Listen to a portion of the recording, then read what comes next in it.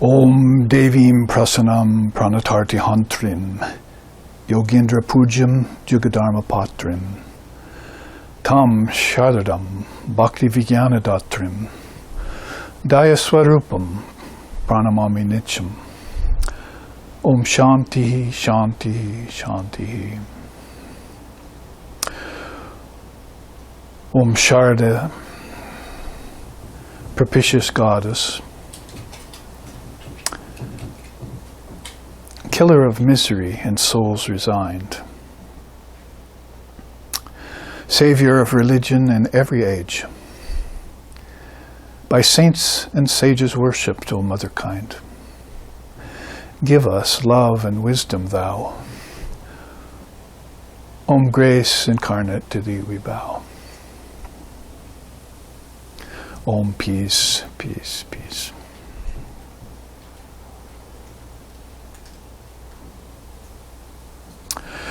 Om mantranam jiva bhuta tulya smrita shakti rupaya. Tatahina vararohe, nishvalaha sharda bravata. Om shantihi, shantihi, shantihi.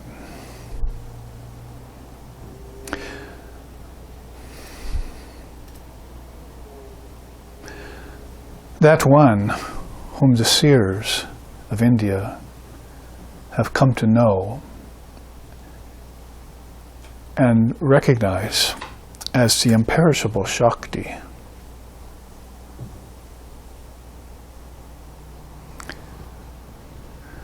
is the inner meaning in all the slokas and sutras and great sayings of the revealed scriptures of India. Without her, O fair ones, all the tattvas, like air, earth, fire, water, and ether, would be like clouds with no rain. She is the perfect I presence in all things, and the secret of all the mantras, whose very being is the essence of non-duality. Om peace, peace, peace. May peace be unto us, and may peace be unto all. Om Hari Om, Hari Om, Hari Om Tat Sat.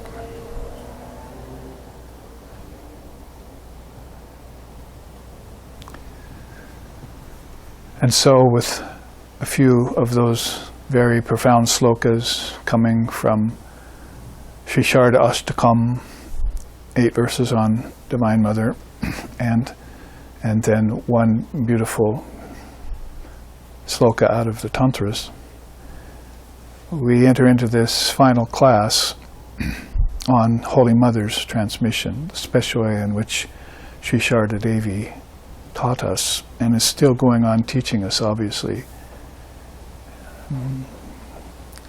As millions of people have become aware of her incarnation as the divine consort of Sri Ramakrishna Paramahamsa, who outlived him in the 1800s, even into the 1900s, and who included us, that is, us white folk. He said, I have many Caucasian children now, so she was beginning to pick up on the fact that people all around the world had come to know of her, this woman who in the beginning was just a simple village girl who used to see goddesses attending her when she was a young girl, when she went outside her door. And they disappeared after a while when she grew older, but she always wondered why these beautiful 4 women were there waiting for her to go to school with her and to go places. So is that just fancifulness of a young girl or a young child? Or, as we know nowadays, her being, as these beautiful slokas have just stated, an emanation of the propitious goddess of India, that Divine Mother, whom remains veiled in most cases to a greater percentage of people, but who has broken through and pierced that veil herself, to reach out with these kinds of teachings, which we've been looking at particularly emphasizing karma and reincarnation in the first several classes, and beginning to touch upon the word and the mantra.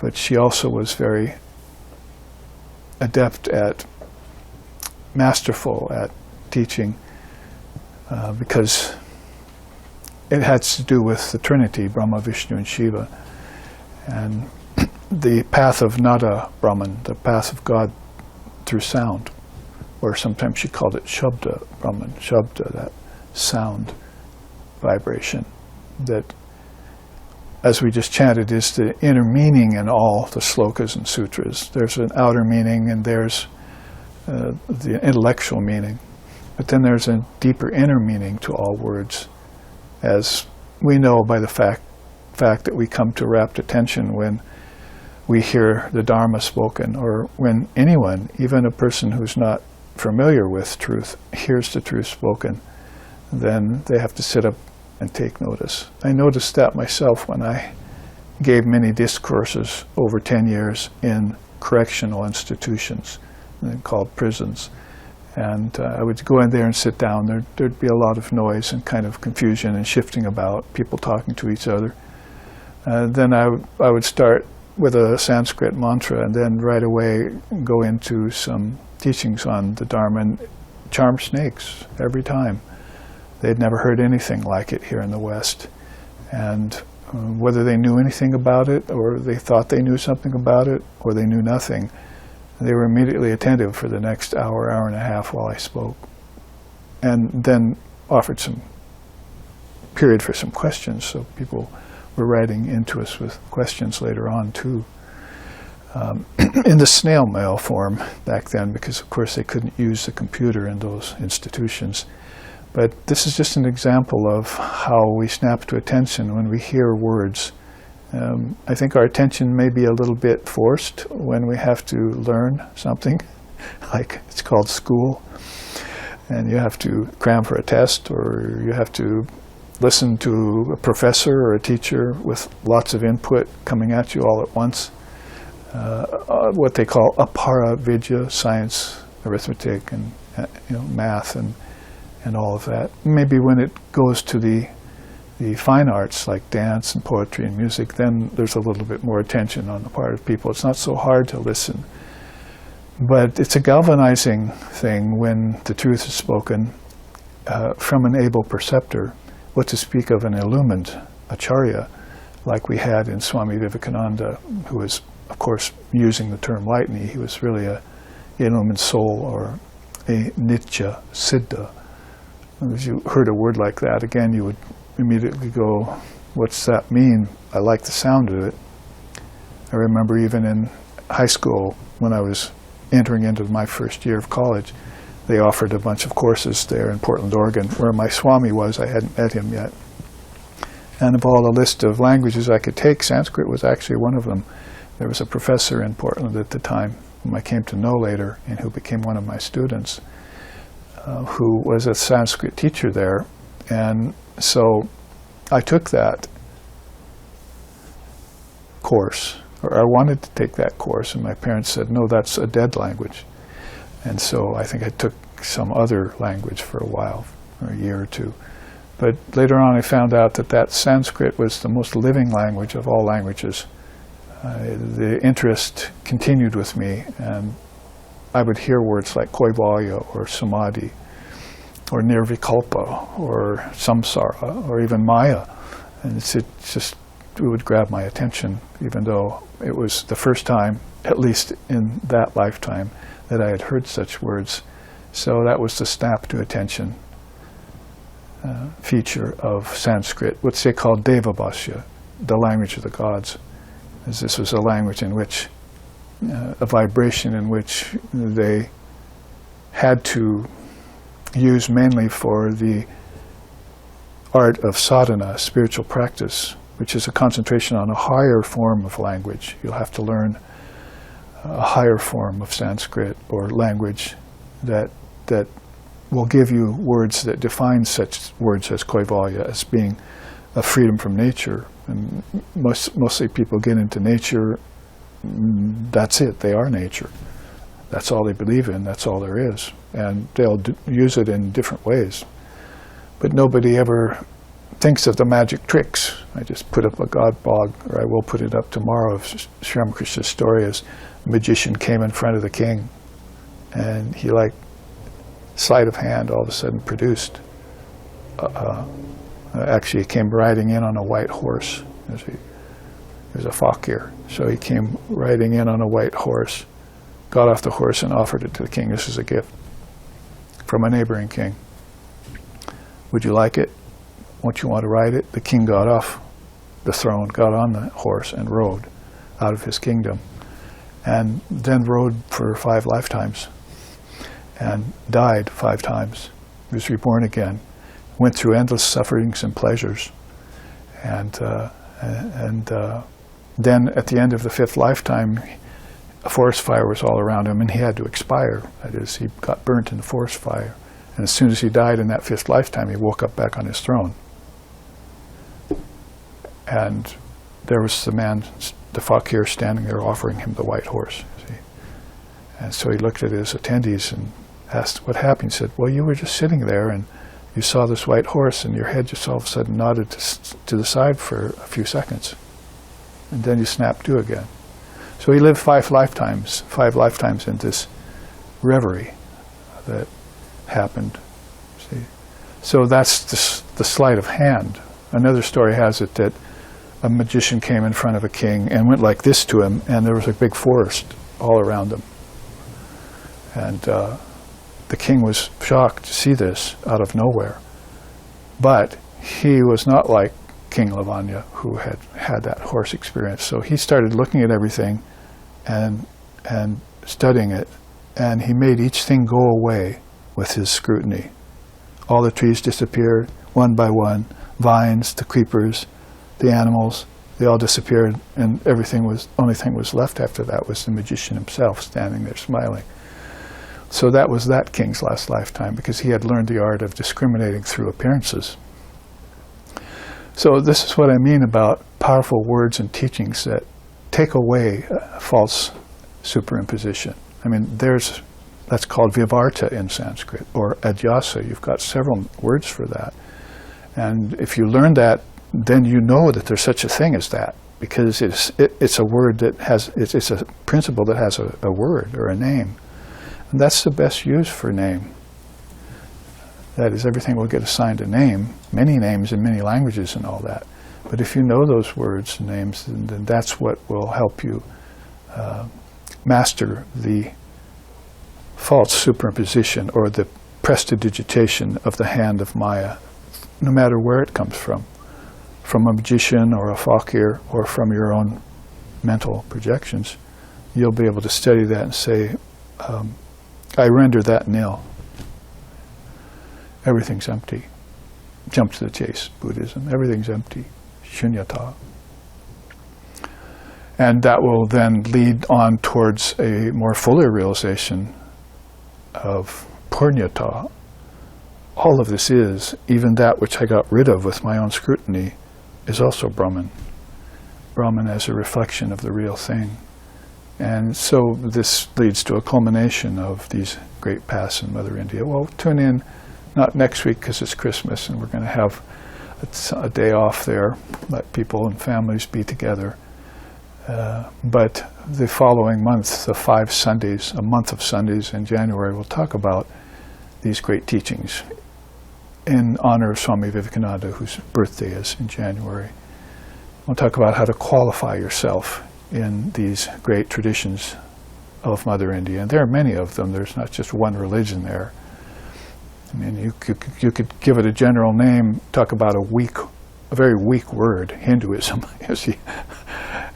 Sometimes it's hardly even counted among the world religions because people don't have a very high assessment of it. But if you say Vedanta or Vedas or Upanishads or Gita or something that actually has come out of Mother India, or you say the word Sanatana Dharma, and this is actually the eternal path that's timeless, according to who? To Sri Ramakrishna Paramahamsa said that.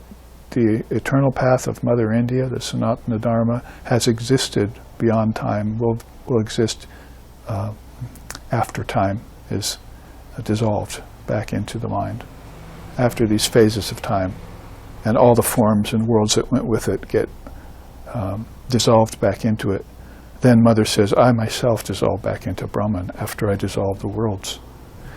So anyway, you're going to have, this brings us back to our main subject, Divine Mother, who is the owner, the proprietress of these wonderful teaching systems like Vedanta and Sankhya and Tantra and Buddhism and so forth. What was it? Sri Ramakrishna used to say, Veda, Purana, Tantra, Gayatri, Bhagavan, Bhakta, Bhagavata. That was one of his mantras.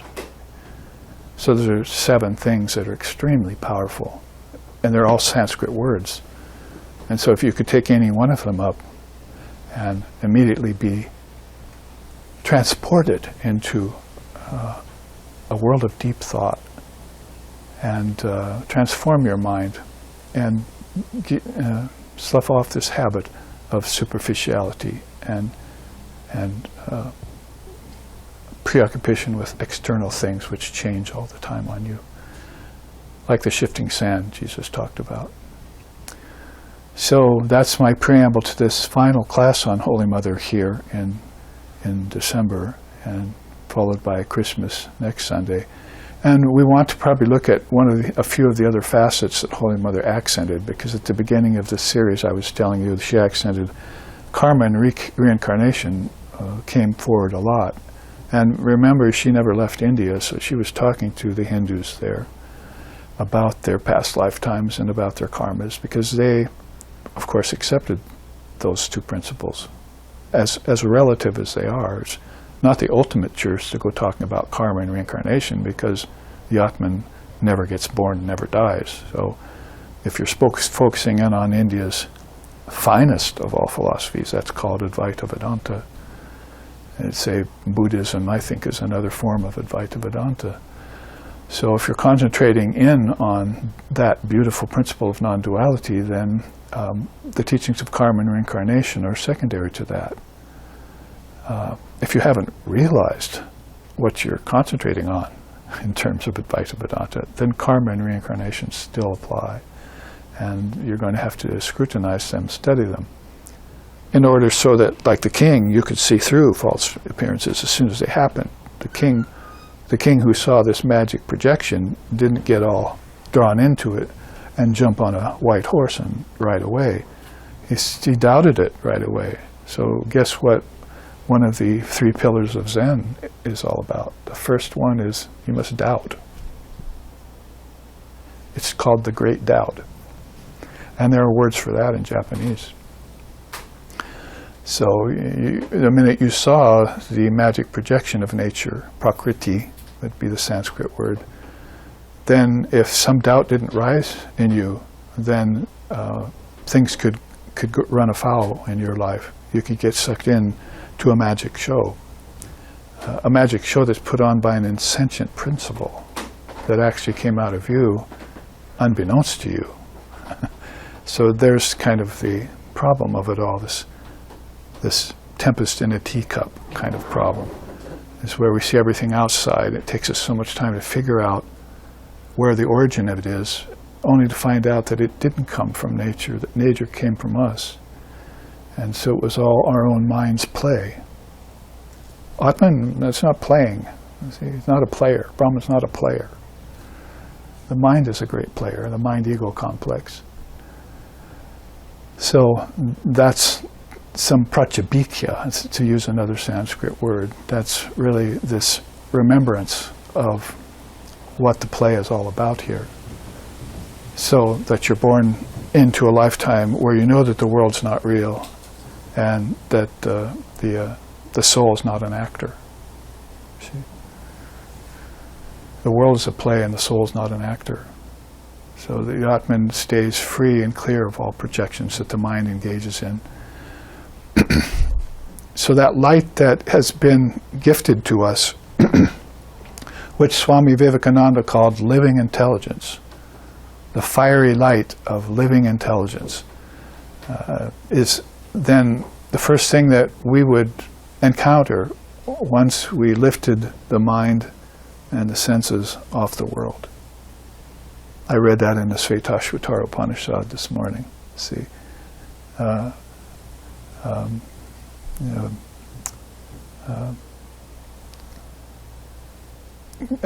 taking the mind and the senses and lifting it off the world, then the soul encounters this living intelligence.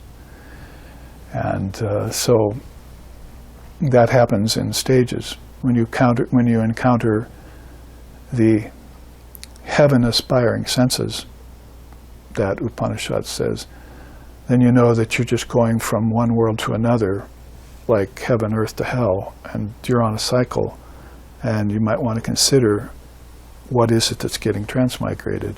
See, why is the soul moving when the great philosophy of India tells you the soul's never born, never dies, it never comes, it never goes? It's all pervasive and is the witness of everything that moves. So how did I move away from that witness and become the participant? It's a great art. And when I moved away from the witness, which is my true self, and I began to participate, that caused me to forget that that everything that I'm participating in has its origin in me, not in some god in the sky or in some devil under the earth. That all is coming from my own mental play. So then I must take the mind connected to the senses, retrieve them off the objects, and take them back and find out this living intelligence, which is the light of awareness, or of pure conscious awareness. And that will give you those states that you've heard about: samadhi, satori, nirvikalpa, sampragyata, asampragyata, kaivalya. These words that are so beautiful in Sanskrit that shock the soul back into its remembrance of its true nature.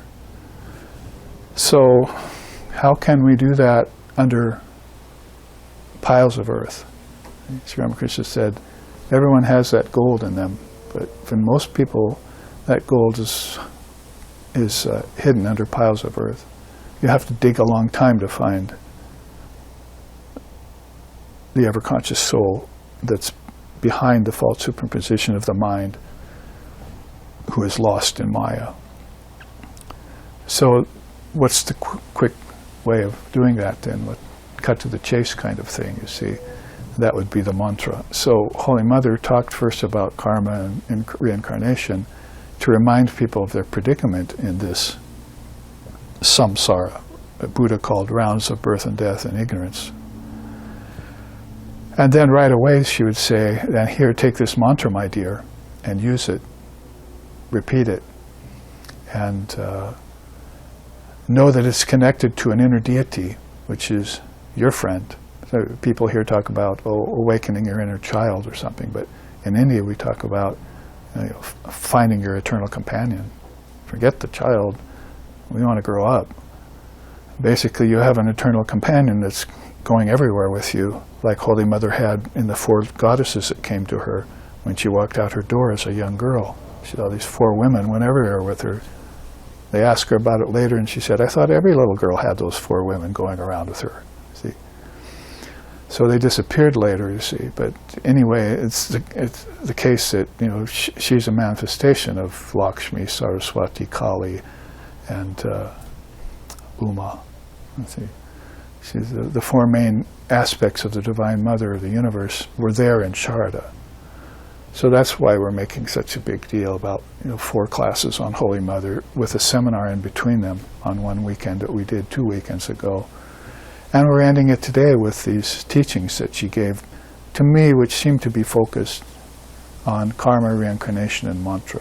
So if you want to look at the mantra, and I was reading again in the Svetāśvatara Upanishad today that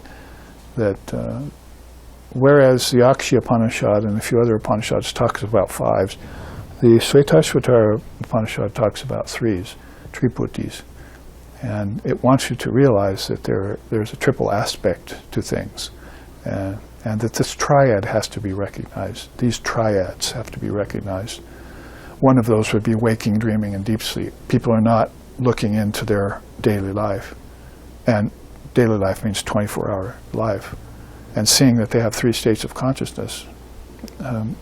That's wool over your eyes kind of stuff. You're hypnotized, but and you're just going habitually from one state to another without even knowing how you get there and how you get back and what happens during that. Your waking, dreaming, and deep sleep consciousness are 3 different vibrations that your mind holds. It's a triad, and so you have to study your waking state and do practices that purify it. And then you're going to have to study your dream state. See, in the West, in the sensational mode they get into, say, I want to do lucid dreaming. People used to come to me the last decade and say, I want to learn how to do lucid dreaming. Does Vedanta teach that?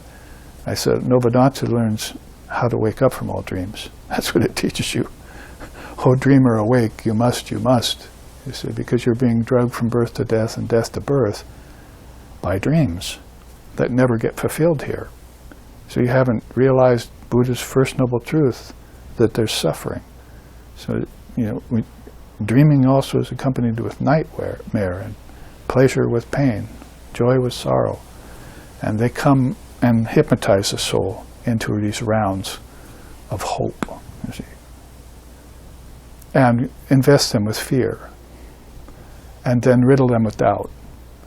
So my teacher used to say to us in Vedantic fashion, you must make fear afraid of itself, you must make doubt itself, and you have to put death in its own grave.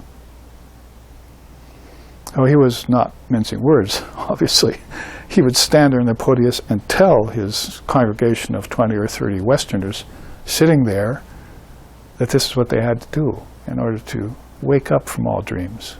Utistata jagrata prapya varani bodhata. Vivekananda used to say this out loud to wake you up at 3 or 4 in the morning. So you'd get up and meditate if you were on retreat with him. So it means arise, awake. Stop not till the goal is reached. Why are you sleeping? Why are you sleeping in dullness? See? Lucid dreaming, how about that you become aware that you are the dreamer? Have you had dreams like that, where all of a sudden you said, this is a dream, I'm going to wake up. There you are. That's what you meditate on the next morning. And what to speak of what happened to you when your ego went away? That's called deep sleep. That's the only time when you're free of that rascal. See? It's when the ego goes away. So another triputi then would be this AUM of Om, because that connects directly, the word connects directly with waking, dreaming, and deep sleep, called Jagrat, Swapna, and Sushupti. There's 3 nice words for you in Sanskrit. Jagrat, the waking state, and Swapna, dreaming. You're dreaming your life away, and nothing's going on. You're running away from the dreamer, and you're not getting anywhere. And then Sushupti, deep sleep. And deep sleep is not even known to us, because there's nothing to know there, and the ego has disappeared, and the intellect has stopped vibrating. What do you think will happen to an intellectual Westerner when deep sleep comes upon them? So there's nothing to cognize there, so they can't explain it. But a seer brings consciousness. I told you about this eternal companion that's with us all the time, seated in the heart. Adihi sasam yoga nimitta hetu, parastrikala takala pidristaha, the Upanishad says. Basically, it means meditate upon the Lord as your own self, seated in your heart. I mean, what about that's hard to understand? You're not talking about a dualist there, who's a faithful follower of some dualistic religion that believes in salvation and fears damnation. You're talking about a person who saw that this reality exists within them and nowhere else. It's not out here in Maya. It's only within the soul. This is all a projection of that. If you've realized it inside yourself, this becomes a nice projection. If you haven't realized inside yourself, it's not so nice a projection. That's called heaven and hell to the Hindus. They're in your mind. They're not places you go to.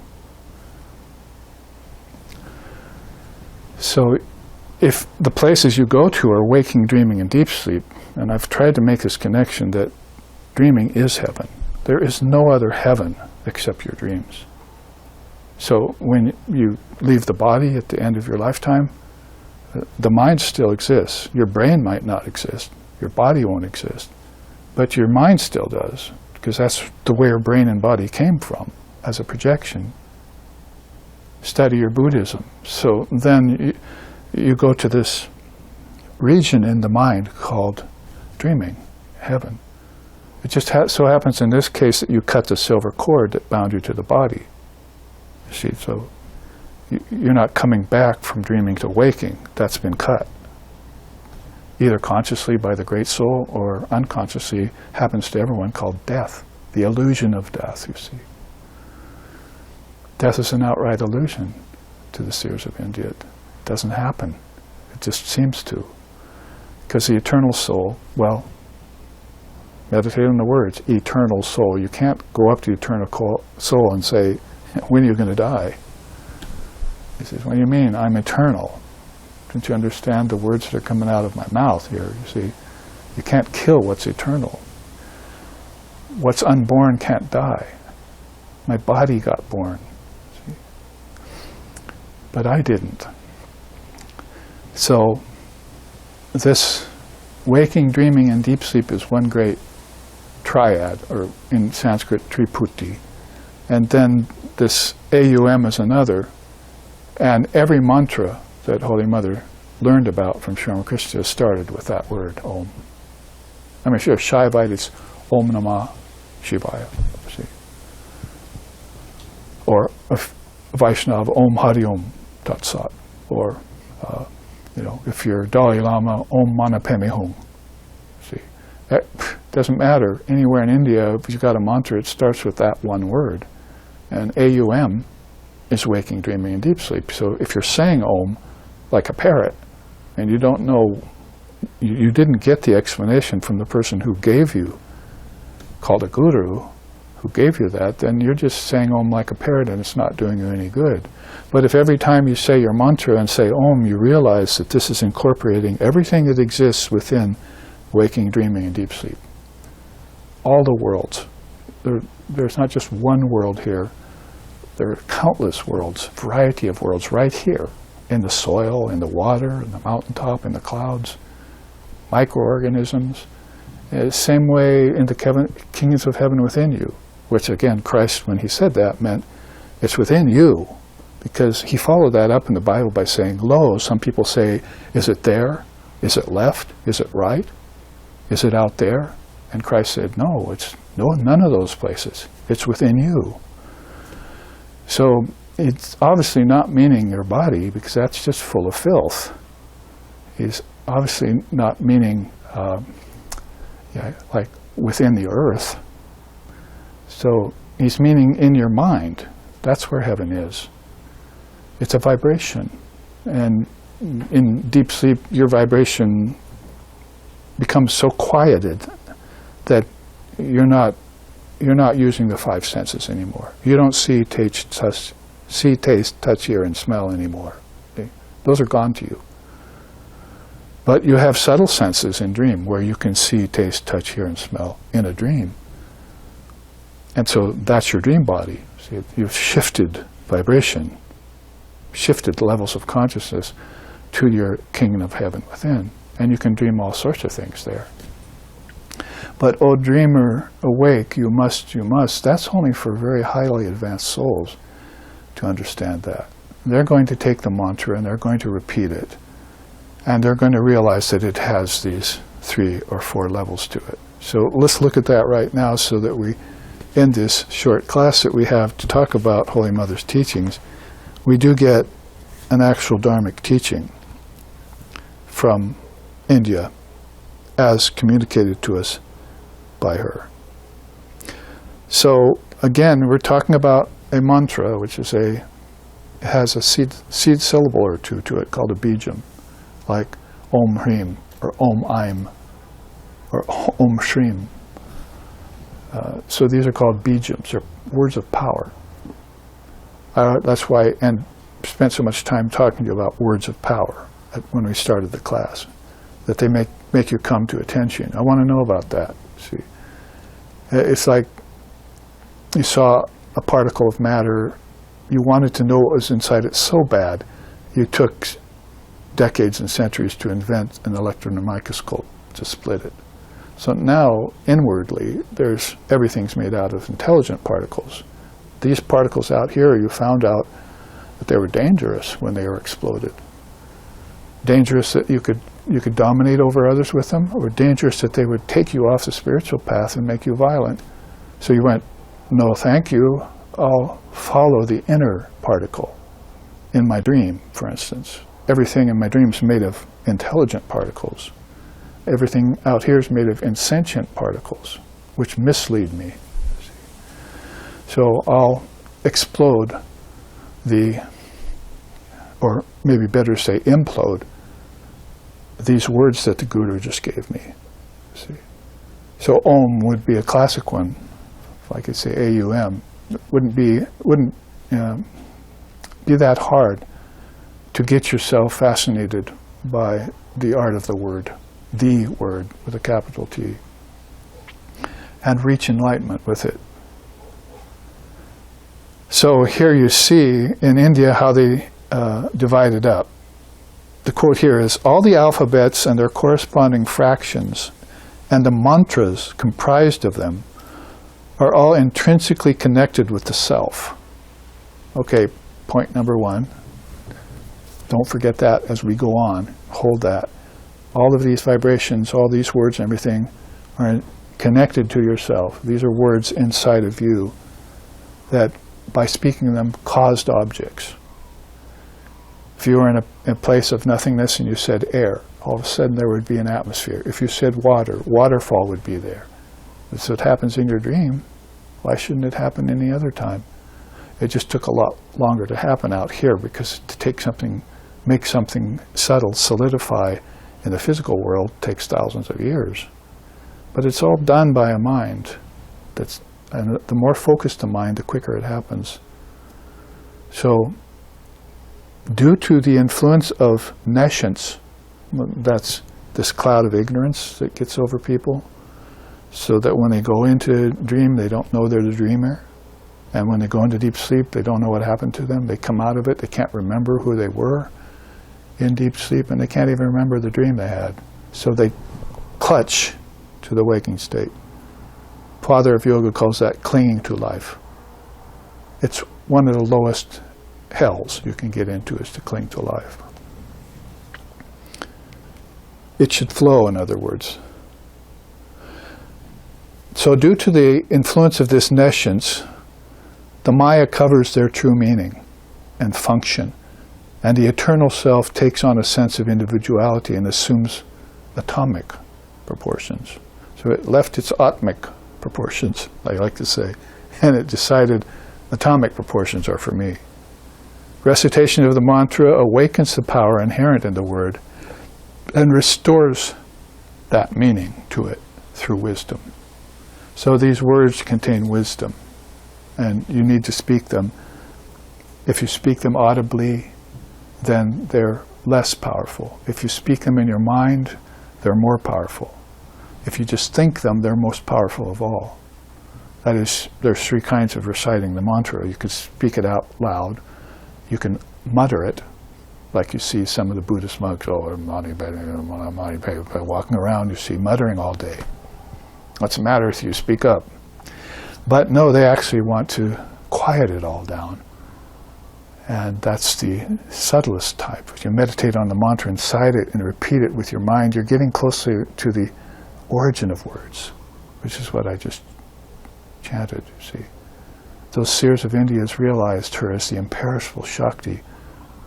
She was the meaning in all the words. She was the secret of all the mantras. And her very nature was non-dual.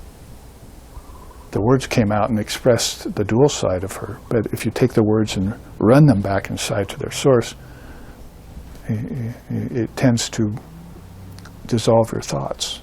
That's called dissolution of the mind stream, in at least 2 traditions I know of. So let's look at how this breaks down. I think out here is called the 4th stage, Vaikari. The 4th stage, she says, represents the articulate form of sound, at which stage the mantra charges and purifies the mind. So you have to bring the mantra out here and say it.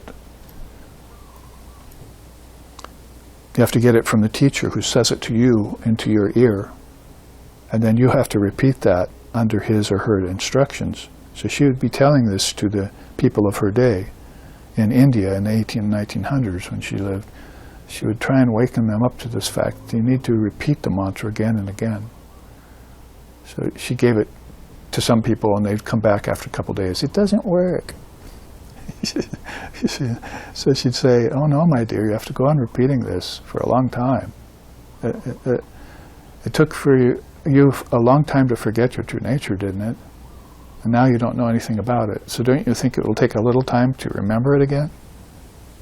Is it so easy to realize God, she said, after you've forgotten Him for lifetimes, centuries, millennia in Europe?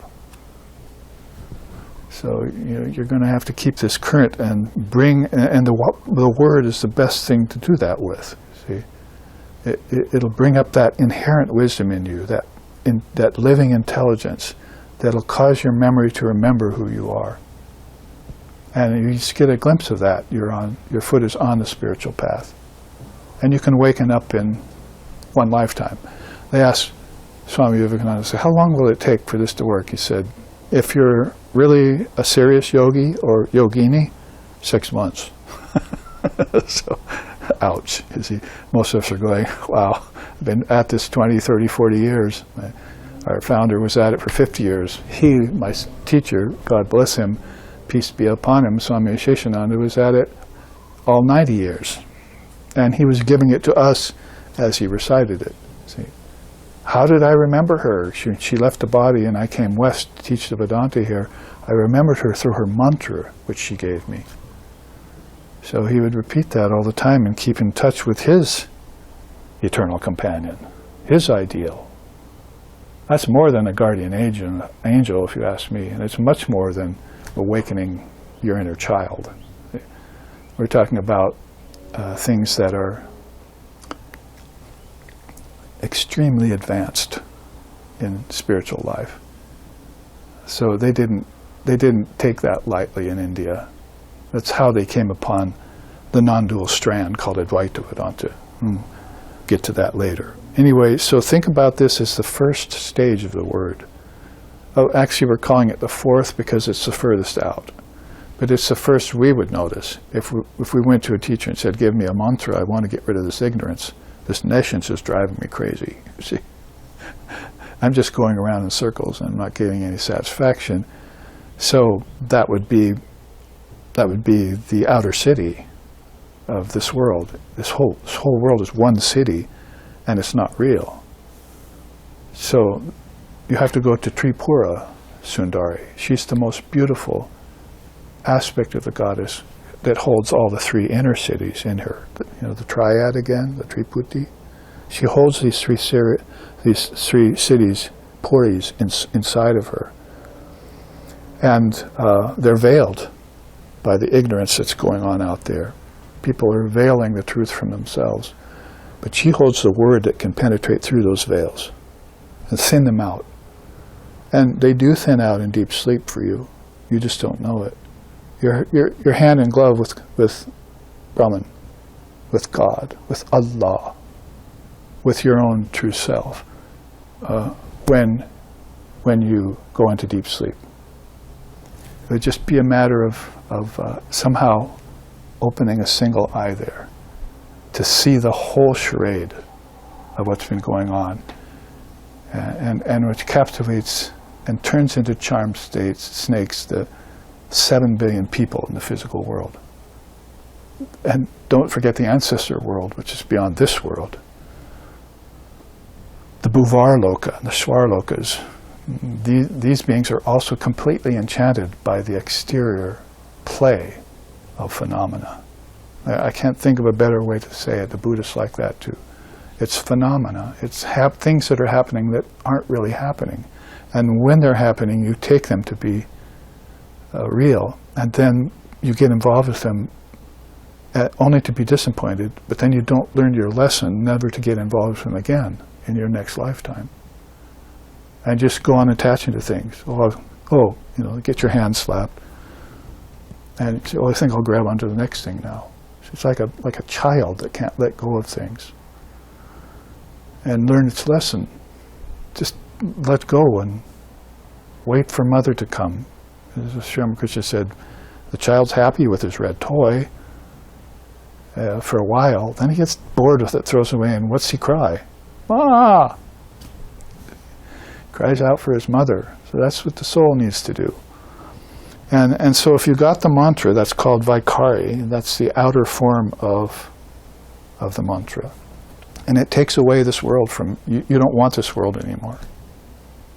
You've realized that it's not satisfactory. It's never going to satisfy you. And then the problem is, how do I coexist with it? How do I live next to the Maya without getting hypnotized by the Maya? How do I forbear suffering and pleasure without taking them to be the goal of life? So many people are thinking that's the goal of life. And so you wait. You be quiet and you wait. So about that time then, this second form of the word, because, a little confusing to talk about it because it's actually the third stage of the word, because the first stage is the word itself. And maybe if we have time I can show you a little bit about that. But basically, we're coming from the outside in. So the fourth stage of the word was that, as she just said there so nicely, the articulate form of the sound. You can hear it with ears. You can see it with eyes. And you can work with it. But as that becomes subtler, as you're going in as a transmigrating soul, you've given up the idea of evolution. Enough of that for me. Now, no more birth in the womb of matter for me, only emanation from my Divine Mother. So I'm going in following that light, simply put. So the next stage of the word, which is vibrating somewhere deep inside, and I haven't found it yet, is called this Madhyama. Madhyama means middle ground. So she says, Madhyama stage acts as an intermediary between Vaikari and Pashanti. It represents the third and slightly gross form of sound. Here the seeker perceives the interior realm that remains, but still remains clear of them, accesses occult powers, yet resists them, and feels bliss, but rises above it. Due to teachings like this, the father of yoga put those as 4 of the impediments to meditation. If you get attracted to the occult powers, like I arrived here today, got out of the car, firecrackers, right? They're already getting ready for New Year's. That's occult power, see? You like to blow things up. You still have some fascination with explosives or something like that. All the armies of the world are just little children playing in the mud with explosives, creating new tools of destruction. It's insane. Of course it's insane. Any sensible person knows that. But they have to also come to know that that's the nature of ignorant people, and that's the nature of this world, is to constantly go through cycles of creation and destruction in rounds. It's just a matter of whether the soul is going to buy into that as being the ride that it wants to take, or if it wants to get off the circus wheel of the world and get free and never come back here again. I've often said it, India is the only, if not the only, the very best religion for weaning you off the world. They don't want you here. The world started out of ignorance, not out of love. And that's the most sobering slap in the face that a true seeker is going to want to hear. Because nobody has ever gotten enlightenment while still being attached here. It doesn't happen. You have to give it up. All the great souls were renunciates. And don't just count the East, look into the Middle East with Jesus and all. Birds have nests, foxes have holes. You have no place to lay your head here. Let's see, what does that mean? You see, do I have to concentrate on that for 2,000 years before I understand it? Through somebody who's not even a Christian tells me that? You see, get a clue. This is why the 4 stages of the Word are a non-philosophical, non-theosophical, non-denominational teaching that is just pure, coming from the source.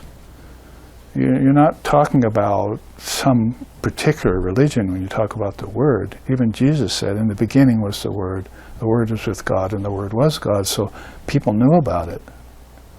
It's just that it became lost to their memory over time.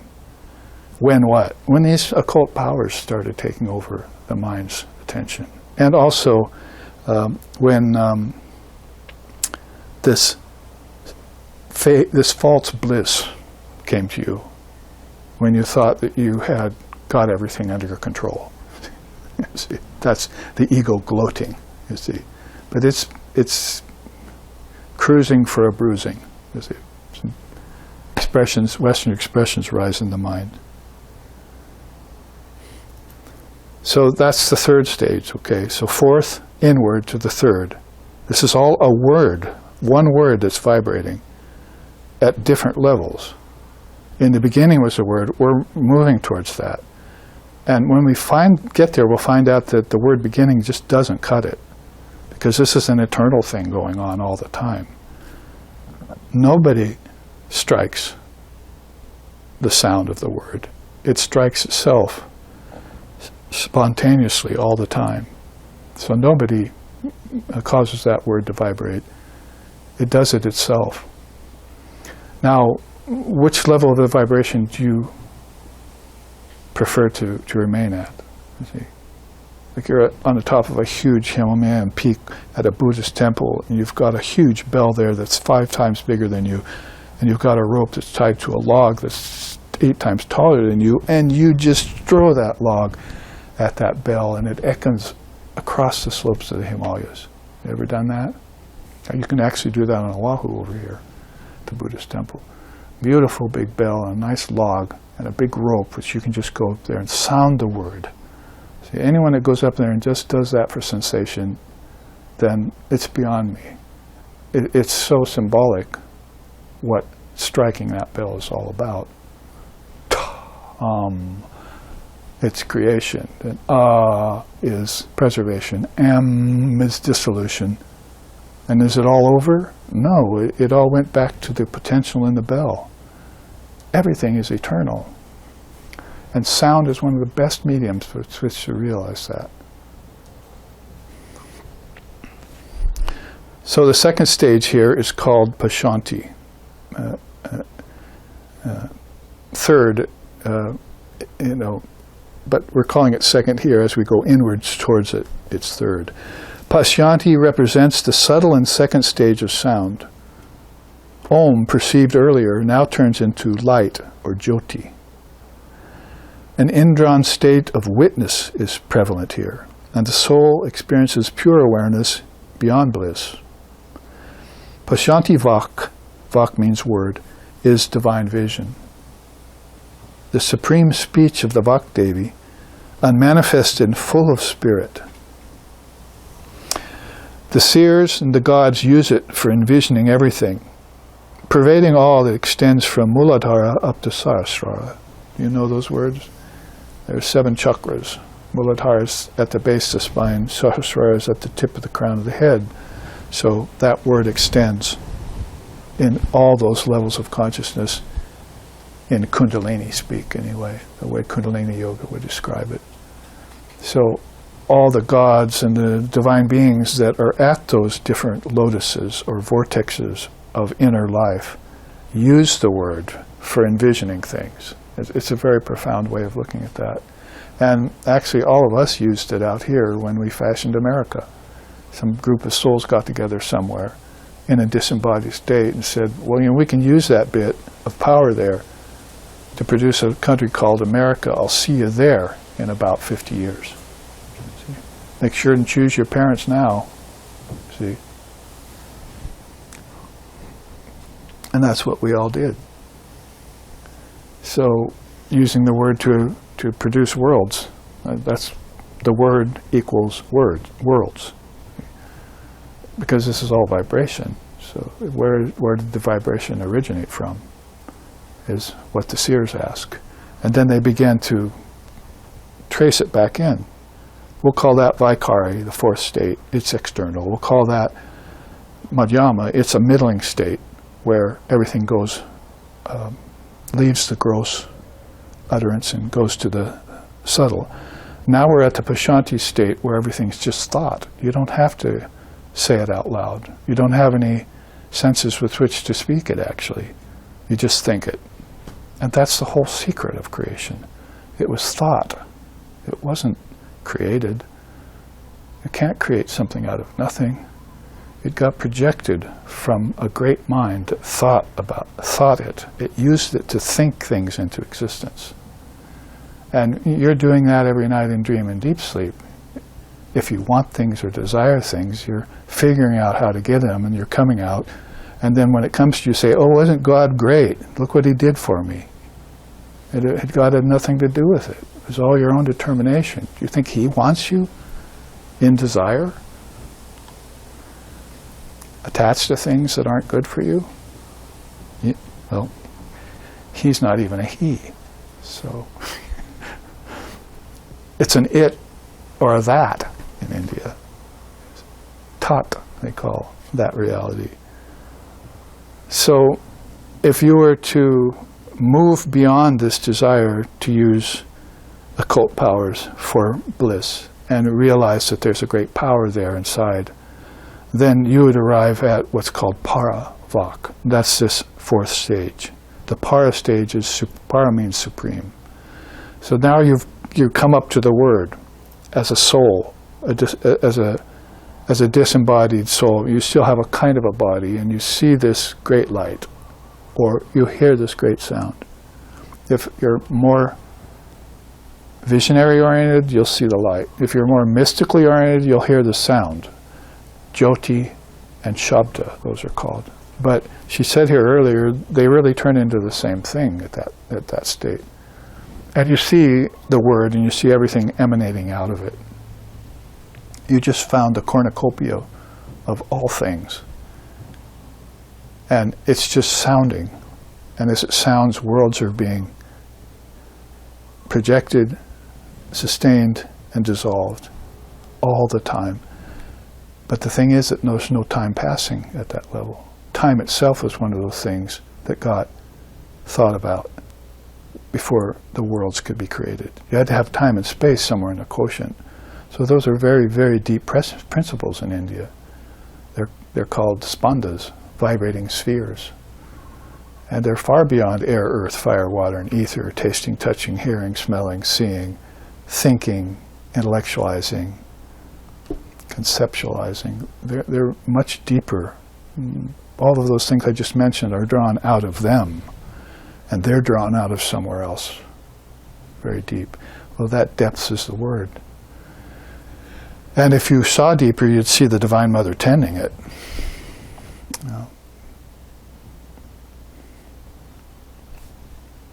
So it says here, the initial state beyond stages, Para represents the primordial truth or hub of potentiality and divine emanation and expression, including worlds, beings, words, and their fractions, manifest as atomic centers of consciousness. Para is the unity existing in all diversity, directly realizable through the awakening and upward ascent of Kundalini power. Lord Shiva, Chit Shakti, and Pranashakti are all associated with this Paravak, with this Supreme Word. And this is, of course, how Shiva and Shakti, as we were talking about at the seminar 2 weekends ago, if you were there watching that, then you'll see how they come together and the word hums. The word is like makes itself known through their communion, through their love. It's an emanation of love, the word is. And that way everything starts out with love. And if you keep in mind Shiva and Shakti and are able to keep them as your divine couple, your eternal companion, as I was calling earlier, then all of this emanation is called Leela. And if you can't keep that in mind and you lose track of it, it's all called Maya or Samsara. If you do keep it in mind, then you have a source to return to and you don't forget about involution. If you don't keep it in mind, then you fall outwardly into Maya and all you believe in is evolution. You start believing in change where there is no change. You start believing in growth where there is no growth. You start believing in birth and death where there are none. There's just one indivisible, timeless, deathless, changeless reality called Brahman, or call it by other names in other traditions, and you are that. Once you see it and name it, you can't separate yourself from it. That was all ignorance that you had, that I and my father are two, or different.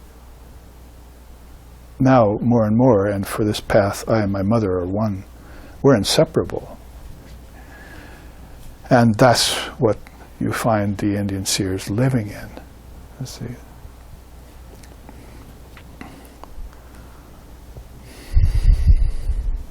And singing about. You should probably put a little of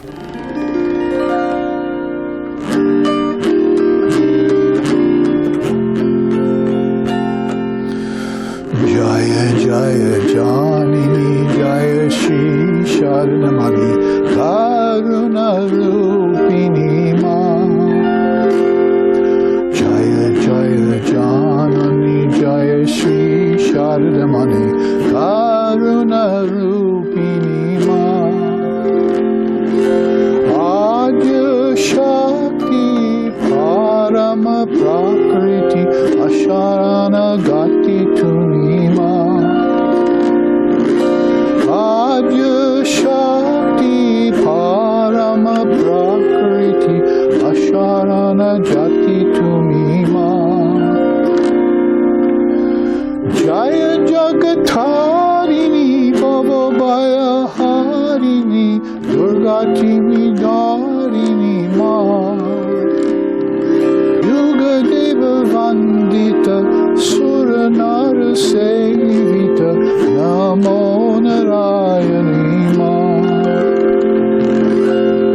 Yuga Deva Vandita Suranar Sevita Namo Narayani Ma Jaya Jaya Janani Jaya Shri Sharanamani Karuna Rupini Ma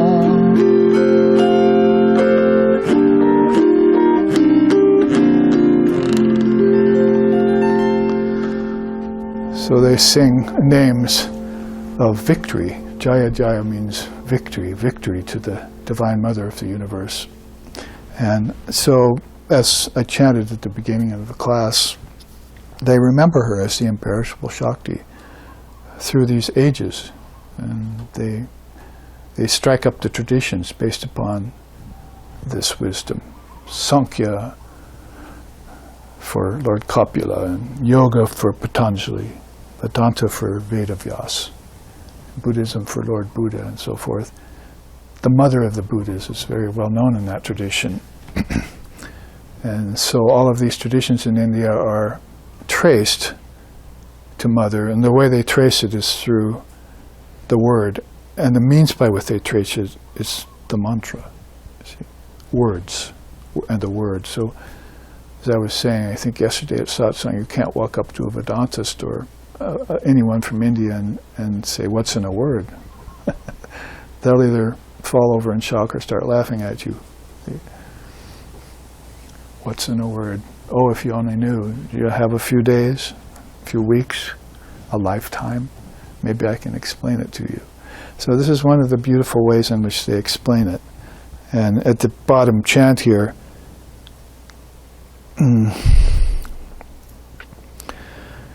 I give you initiation, that's giving you the mantra in a special ceremony.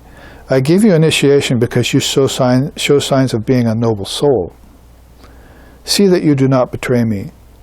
You are perfectly satisfied if you get the sacred mantra, but you never think of the consequences. So I was trying to describe that a little bit. And say the consequences of coming to a great soul and getting the mantra is that you're renouncing the world at that moment. I don't think people in the West who I saw going to my teacher and other teachers knew that. They thought somehow the mantra would just make their life better. The question is, how does it make it better? It gets rid of your attachment. It gets rid of your nescience. And then everything shines with the light of that Brahman. You can actually enjoy things much more when you don't enjoy them out of fear of losing them, when you don't enjoy them because of attachment to them, when you don't enjoy them because you have doubts about them or yourself. Those are the things that get destroyed. And then, as Swamiji said, nobody knows about enjoyment here. He laughed when people said, well, we're attached to our enjoyments and so forth. He said, well, that's kind of a low-grade teaching in India. They don't know that there's an exquisite enjoyment to be had. So here's a world-renouncing sannyasin monk saying this, whose greatest ideal was Divine Mother of the Universe and his Guru, Sri Ramakrishna. And so there must be something very deep and powerful in those words that he had. So in the remaining time, and it might help us to look at this 4 stages of the word. In this way, they're calling it 4 stages of knowledge. And if you'd like to come closer and sit closer so you can see it better, you can. Please feel free to. But 4 stages, because it's very beautiful. We've got this wonderful waterfall from our Hawaiian Islands, a double waterfall behind us, and then some superimpositions over it that give it that artistic beauty, which the word very much deserves to have. So we just looked at it in terms of the 4 stages of the word, right? But now we're giving it a second title, an accompanying title called 4 Stages of Knowledge. So you could see how words, knowledge, or maybe even a better word would be wisdom. I think I've always liked the word wisdom and thought of it as being higher than knowledge, because there is a kind of lower knowledge which people make their living by called apara, relative wisdom or knowledge. But if you had a word wisdom, jnanam is the Sanskrit for it, then that would be better assigned to this 4 stages of wisdom. But the point really is how it's connected to the transmission of words from say, guru to disciple, or from teacher to student, or from mother to child, father to child. These are all very important junctions, conjunctions. They never thought about father, mother, and child without wisdom. It didn't work for them in India. So if you look at the sacred conjunctions of India, there's a good 5 of them that are taught. One of the main ones is father, mother, child, education, or wisdom. So they don't just have a family and leave everyone to fend for themselves. And this knowledge that you have to bring back is ancient, it's perennial, but unfortunately, as the age progresses, Sri Krishna says in the Gita, it gets hidden, it gets covered, as we can see out here, or it gets used for purposes that are not noble, as we can see happening. I mean, go back a couple Fridays to Black Friday, you can see what kind of words are being assigned, and how they're being assigned, and for what reason. So the contemporary society right now is in very great forgetfulness about the power in words, and how they can be used to lift the soul up from the earth, put the mind and the senses together and draw them away from the objects, awaken the living intelligence within you, and the next thing you know, then you have regained this great power that's inherent within yourself. And according to Holy Mother, all gods and goddesses don't exist. God doesn't exist. Only that exists. So, and that is yourself. You are that God. And of course, this is the Advaita of Mother India that's grabbed the attention of a lot of people. But when she says at the end of cycles of time, all the gods and goddesses dissolve, and they all go back to this Mother principle, which we have a name for, Mother Kali, sort of like what Mother Pele is doing nearby here, just dissolving things and turning solid things into liquids and so forth, things that you wouldn't think possible unless you saw them with your own eyes. So when everything gets dissolved like that into a liquid or a gaseous form or an etheric form, then you have this knowledge of the background behind it, what Micah Eckhart called the background consciousness of everything. So people in other traditions were also understanding this. We started with Vaikari and went to Madhyama and Pashanti and Para. Let's start with Para and come down. Para is supreme. So you can see here that the little quote there, and I'm using Jesus' words to John. There it says, and the Word was God. So that's the last part of his statement, but it's going to be the first part we have to take up because we're looking at the supreme stage of the Word. And the Word was God. So that's where, in my particular way of saying, I don't think Jesus meant for the Church Fathers to believe in creation, because nothing can be created. It's always just projected in an eternal cycle. You can't get something out of nothing.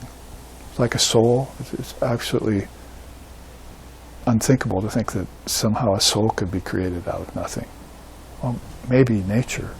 I could go that far as to possibly entertain that thought, but that wouldn't make sense to me either when I knew the propensities of the mind.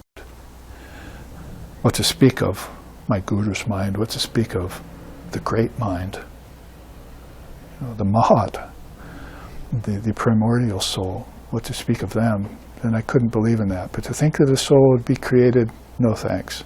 That just does not make sense at all. So I'm going to have to find a different word for that.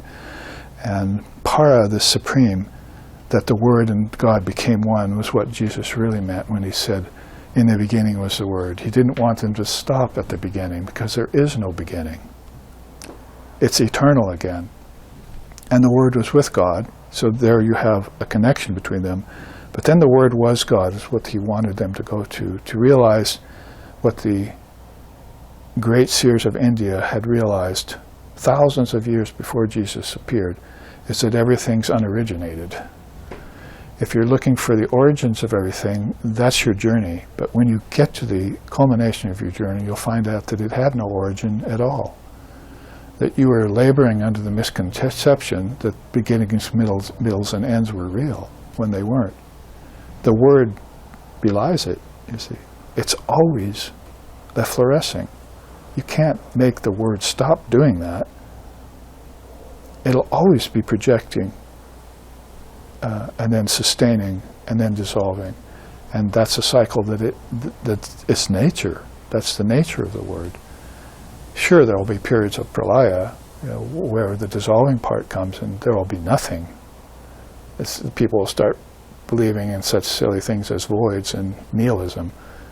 But the Word will just belie that, because even nature abhors a vacuum, they say. So everything will come back into existence out of the seeds. So Vivekananda used to say, you can destroy the clay cup, but you'll never destroy the thought clay cup. That's going to be there forever. And it's true with every other thing is beyond clay cups, like worlds. You can never destroy them. Like you can't destroy our memories of them.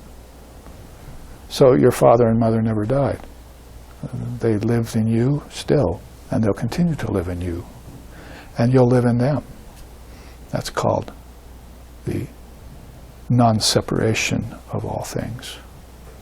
So a jati-vati is no birth, no death, and a parinama is no transformation. Transformation doesn't happen, it just appears to.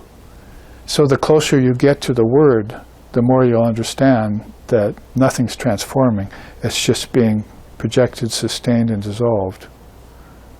So I quoted yesterday there. Everyone's babbling about what happens after death.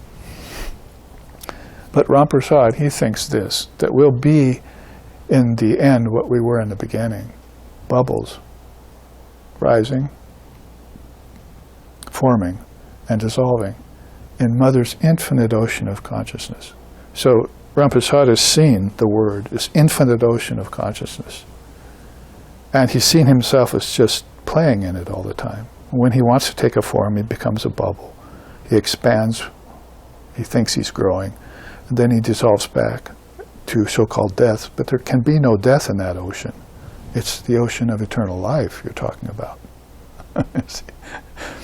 So once Sri Ramakrishna, with a young Swami Vivekananda, came and said, I have a question for you, young man. See, there's this bowl of nectar here, and you're a fly.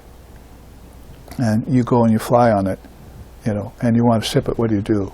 And Vivekananda said, oh, well, I'll stick my head out and stick my tongue out, and I'll start very carefully sipping that nectar from that bowl, being careful not to fall in because I might die. And so Sri Ramakrishna laughed and he said, oh, no, that pool is the ocean of the word. That's the ocean of consciousness. You can't die in that. That's actually your true nature. You want to jump in there and dissolve yourself. And then if you want to come out and take a form again, you can. But going in and coming out are just nonsense, you see. None of that happens. There's all just one consciousness that's all the time showing itself through this great light or this great sound. So you can see the accompanying with para there, pure knowledge abiding as Atman. Parvak is the essence of sound, Shabda. It's formless form of the Divine Mother, and it's Purnahata. It's the I in its fullness. It's not the I in its pretense of an ego. Like, I'm an I, you're an I, there's a bunch of other I's, and so we're all separate. At that level, you know that there's just one consciousness, and you're it. And everything has been absorbed in that. It's like all the flies in the world came to that bowl and just jumped in and drank their fill. So they're calling that static, stationary, and perishable. Then in the beginning was the Word. So if you want to go back to some place where all of this came burgeoning forth, then you'd say Pashanti in Sanskrit. Whereas before everything was supreme, now this is in a transcendent state. It's the intelligent plane of pure ideas. So Pashanti Vak, that would be that undifferentiated unity of everything. You can see an Om sign draw there with little seeds, right? So those are those bijams we're talking about, those words of power. They have their so-called origin in the word. They come out of the word, like every bijam comes out of Om, and all words come out of vibration. Then that's where they're lodged here at the Pashanti level, and it's a word, a level of potential, of manifestation of pure vibration. Thinking about it, meditating on it, I've thought to try and explain it as that all of a sudden a space was, and nothing had formed in it yet. And so the space was forming to make ready for something to happen. Sort of like giving birth to a child before it's even developed. So it's everything is there in the womb to feed it, to nourish it, and eventually to grow it to a certain point So in that way, Pashanti Vak is kind of like that. Whereas Para, there was no idea and no leaning towards any kind of manifestation. Again, it was just perfectly content to be formless, empty, blissful, and all that. But all of a sudden, and that's where we studied again at the seminars, some ideas about Shiva and Shakti coming forth, drawing things into expression. That's a tantric, more of a tantric view. And this is more kind of combination of Veda and Tantra here. So basically that's what's going to happen. There's going to be a space created for something. And the bijams are there. So that's subtle sound. And this was just the absence of all vibration. This is subtle sound. As you come down towards the Madhyama intermediary state, then you have Madhyama Vak, differentiated unity. And the beautiful thing about this is, and the word was with God, means that all of a sudden the soul is aware that it has to gather things together. So here are some of the things that would be floating in this indeterminate Pashanti, and that needed to be found and gathered together in order to produce things of the world, solid things. That's concept, thought, sound, and meaning. They're all floating indeterminately in Pashanti. And so a conscious force is going to get in there and it's going to start to think, there's a concept, here's a thought or a series of thoughts that go with it, and that has a sound, and it has a meaning. The sound has a meaning. So this is the first sign, you might say, of the Madhyama state, this intermediary state of differentiated unity. Everything is still unformed, but you realize that there's everything, all the materials are there for creating worlds, beings, in time and in space. Even the concepts of time and space would be found there. And all headed towards this rudimentary. So you've gone, I've used different ways of saying this so that you can look at it either philosophically or scientifically or through the tradition itself, how they would describe it, and even with English. So from transcendent to intermediate to rudimentary out of this para, this supreme state. So the rudimentary state is called tvani, or gross sound or speech. So all of these things come together and it's knowledge made manifest. And up here it was still thought vibration as concepts. So when it came together in the great mind, and this is not only happening in a flash, but it's happening all the time. Sri Ramakrishna said when he meditated on the word and saw it, came close to it, he saw that all the worlds were being projected and sustained and destroyed in it, but no time was passing.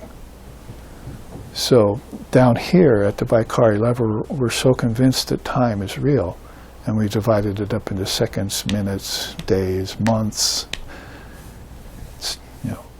decades, lifetimes, centuries, lifetimes.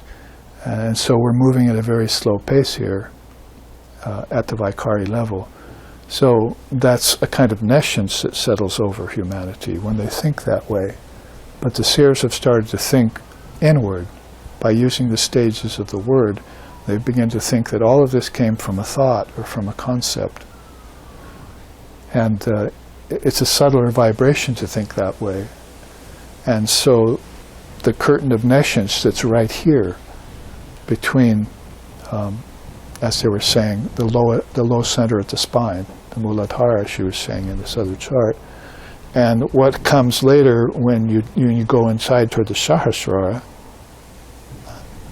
here, Muladhara to the Sahasrara, this curtain of nescience here, or a knot of unknowing, gets penetrated by thinking that way, and you begin to work your way back into this mind-only school conclusion that everything got projected and it was not created, it was actually projected.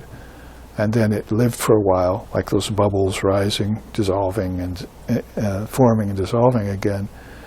And then it can even go beyond that to an undifferentiated state. That's differentiated unity, means, oh, there's unity here, but I'm seeing differences. But as you go deeper into your own consciousness, you'll come to the Pashanti stage, and you'll see that now I'm at the stage of undifferentiated unity.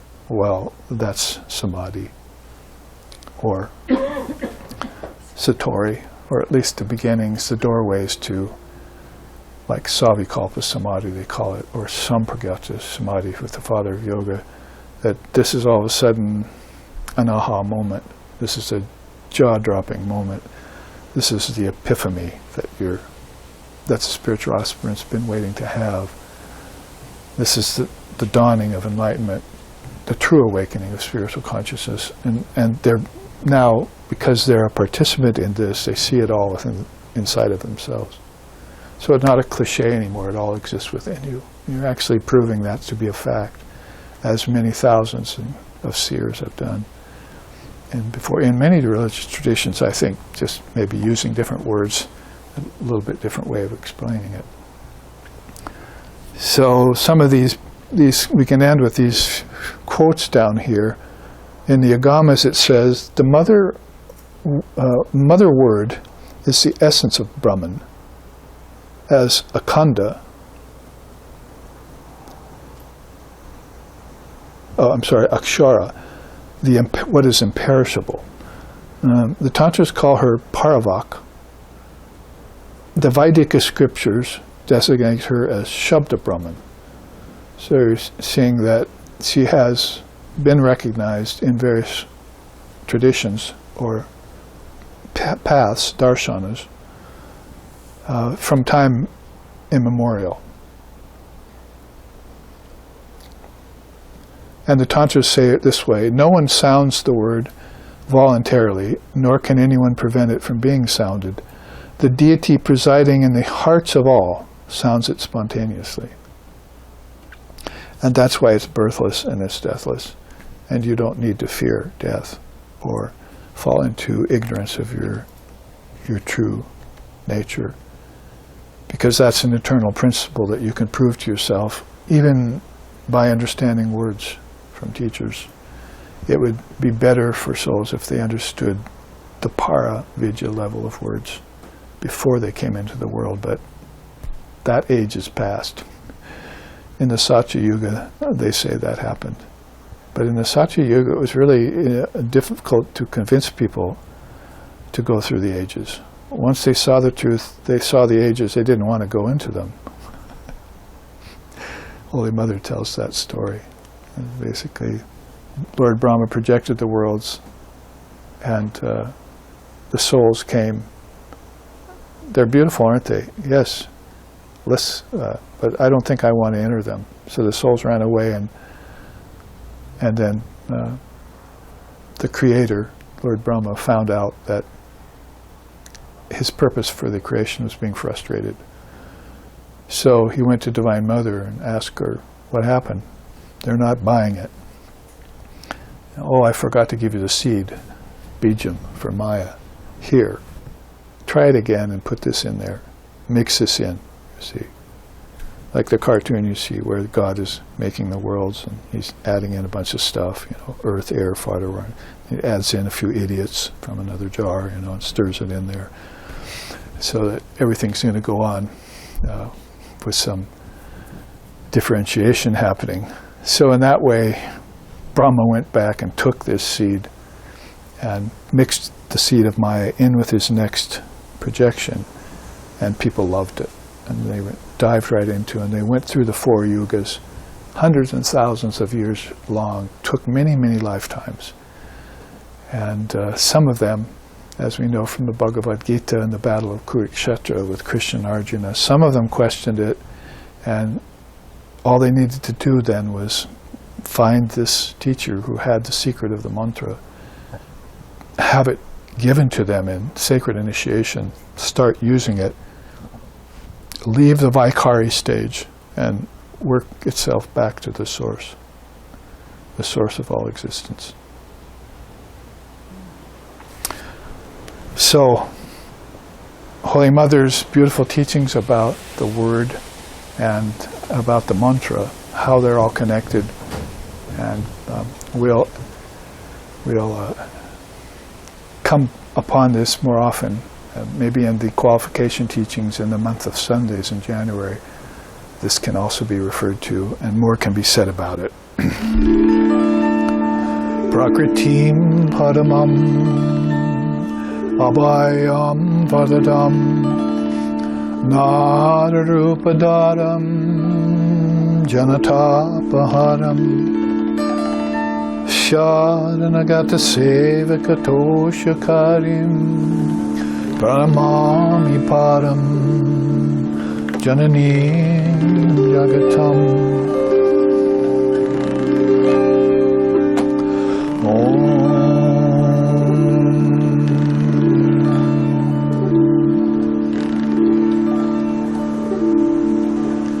O Mother Supreme in human form, granter of boons and of bliss, distress of our souls removest thou, givest us contentment and peace. Thy children who offer all to thee, do thou makest them content and free. O great Mother of the worlds, be our salutations ever unto thee.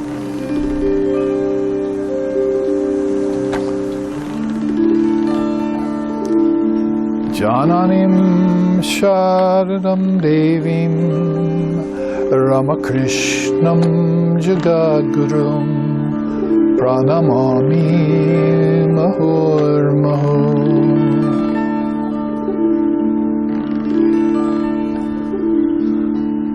O Ramakrishna, teacher of all, O Sharada, goddess divine,